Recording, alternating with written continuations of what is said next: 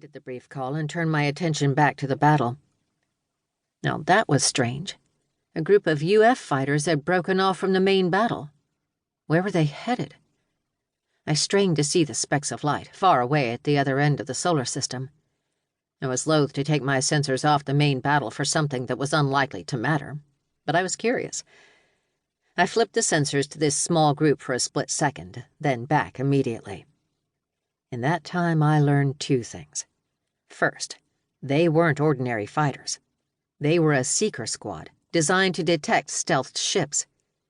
Second, they were headed towards the edge of the solar system, aimed almost directly at...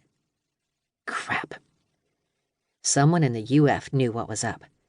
A carrier captain, probably, with enough authority to order seekers around, but not enough to order a full retreat. They'd seen the Cerulean suicide attacks and come to the same conclusion that I had. UF and Ceruleans both would fall after tonight. Unlike me, however, the UF didn't want the rest of the galaxy to know this. So these seekers would be coming to kill me and the other observers that I knew must be out here, even if I couldn't see them. It was a war crime, actually, but it was the only hope the UF had of surviving the year.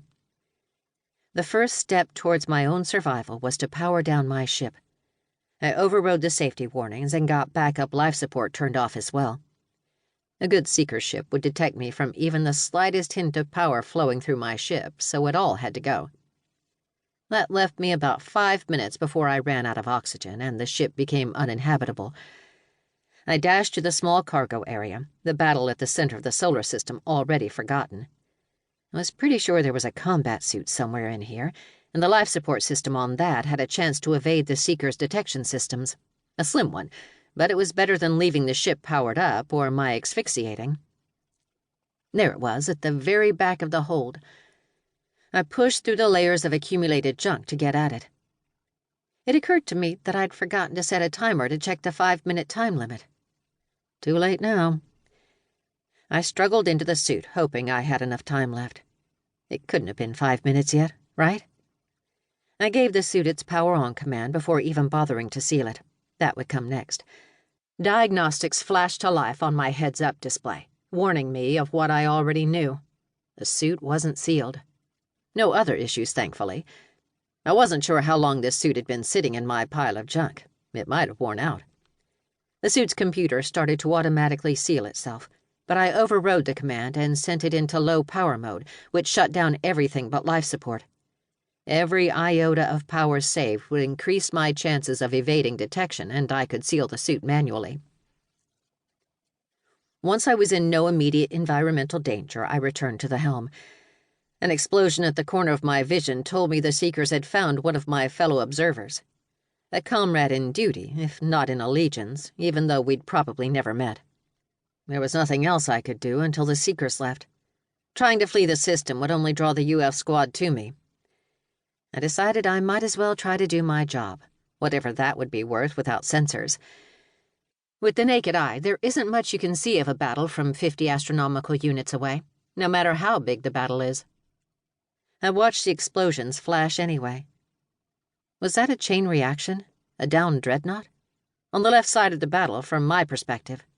Which meant it was a Cerulean dreadnought, or a UF one that was horribly out of position. I had no real way to tell which. It could have even been a compact engagement between fighters.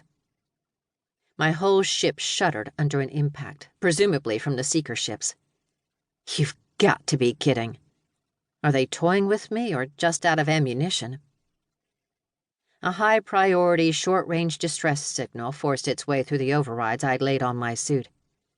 Grudgingly, I opened the message. You almost had us, you sneaky weasel. Guess it's not your lucky day, though, is it? Evil emoji. I sighed.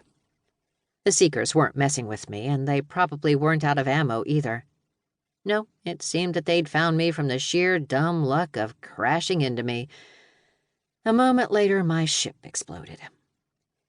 Game over. Create new character? Yes or no? The words flashed across my screen in the usual orange and green of the PlanetCrash logo. It wasn't the first time I'd seen them, and it certainly wouldn't be the last. I wasn't too upset, honestly. My character on this PlanetCrash server hadn't been a